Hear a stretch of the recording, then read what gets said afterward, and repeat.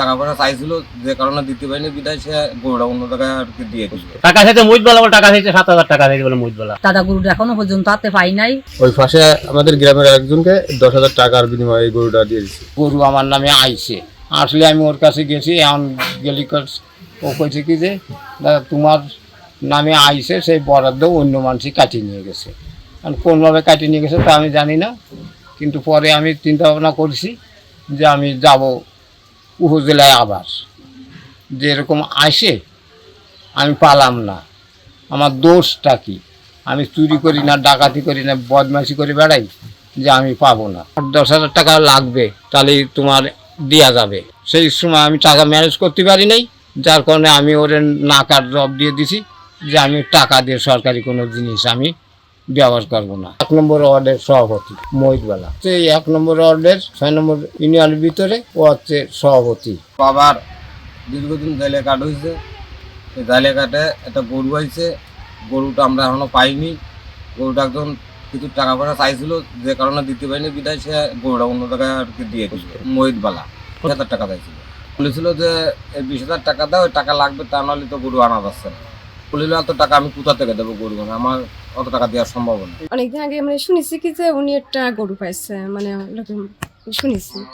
তারপরে সেভাবে বাবার কাছে জিজ্ঞেস করলে বাবা বলেছে কি যে হয় এরকম, আমি জালিয়া কার্ড মানে জমা দিছি, গরু আসার কথা শুনেছি, সেভাবে মানে জমা দিছি। তারপরে ওই টাকা আর কি চাইছিল, যার কারণে উনি টাকা দিতে পারেনি।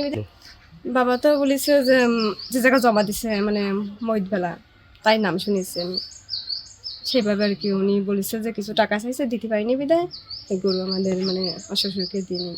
মানে আমার কথা হচ্ছে কি যে আমরা গরিব মানুষ খাটি পেটে খাই, যেটা সত্যি কথা, মানে উনি যাতে ন্যায্য বিচার পায় এইটুকু হচ্ছে সরকারের কাছে আমার আবেদন। অধিকারে আমি 2 নম্বর ওয়ার্ডের লোক, আমাদের বাড়িতে একটা নামযোগ্য মিটিং হচ্ছিল, তখন আমাদের 2 নম্বর ওয়ার্ডের মেম্বার সুশঙ্কর তরফদার বলেছিল, তারাহত দাদা সেখানে উপস্থিত ছিলেন, বলেছিল যে দাদা তোমার তো একটা গরু আইছে, তা গরুটা কি তুমি পাইছো? দাদা বলেছে না না না সুশঙ্কর, আমি তো এই পর্যন্ত কিছু পাইও না, আর আমার হাতে এখন আমি গরু পাই নাই। দাদা এই কথা বলেছিল, আমরা তখন উপস্থিত ছিলাম। পরবর্তী দাদা তো সেই পর্যন্ত আমরা এইটুকুই জানি যে দাদা গরুটা এখনো পর্যন্ত হাতে পাই নাই। পরবর্তীতে আর কি দেখি একটু তো আর বলতে পারতেছি না। আমাকে জাইলেঘাটে গরু বাছুর আইছে, আমরা গরু বাছুর পাই নাই। এই তারাবাদের একটা গরু আইলো, সে উল্টে তার কাছে টাকা চায়, আরো এই টাকা উল্টে 5,000 দিয়েছে গরুর সাথে, সে তা বাদ দিয়ে সে উল্টে সে টাকা চায়। টাকা চাইতে মুজবেলা বলে, টাকা চাইতে 7,000 টাকা চাইতে বলে মুজবেলা। মানে উল্টে সাথে তারা টাওয়ার সাথে দমক মমক দিচ্ছে, ফেলায় দেবে না, সে লোকজন নিতা পিতা খুঁজে বেড়াচ্ছে। গরু পাইছো?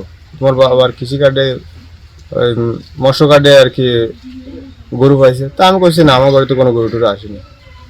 এবার পুনরায় জানতে পারি আস্তে আস্তে বাইদে ভাই যে মহিতবেলা এই গরু ওই পাশে আমাদের গ্রামের একজনকে 10,000 টাকার বিনিময়ে এই গরুটা দিয়ে দিচ্ছে।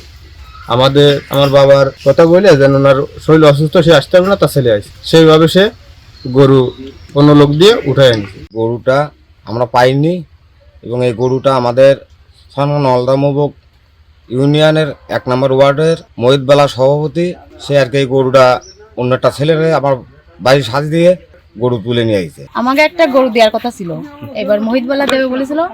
এবার দিলে আমরা বলেছিলাম যে কিভাবে আসবে, কোথায় সরকারের মাধ্যমে আসবে।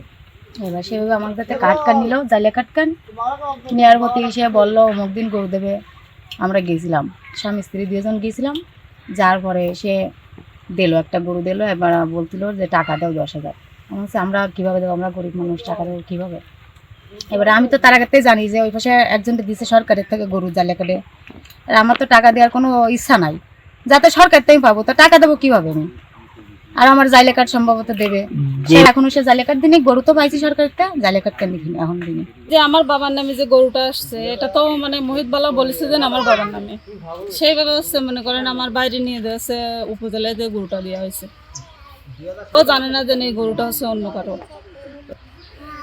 হ্যাঁ টাকা চাইছিল। টাকা দিতে টাকা চাইছিল? টাকা চাইছিল। টাকা কি দিছেন? হ্যাঁ দিছে, 4,000 টাকা দিছে।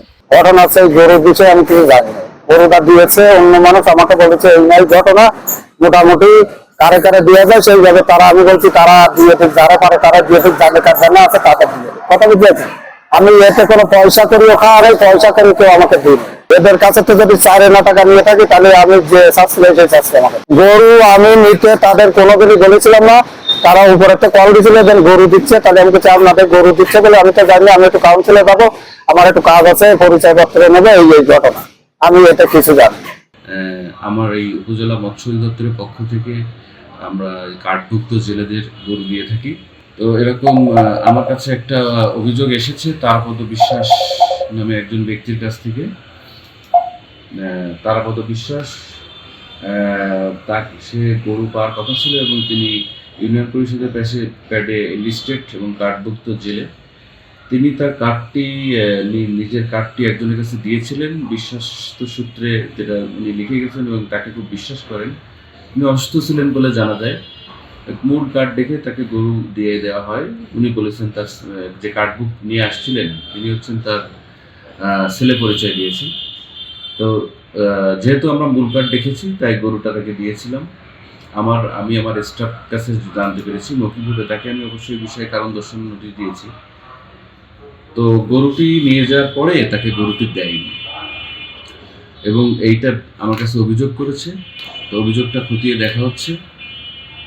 আশা করি সঠিক তদন্তের মাধ্যমে যে অভিযোগটা এসেছে ভুক্তভোগী তারাপদ বিশ্বাস তার সঠিক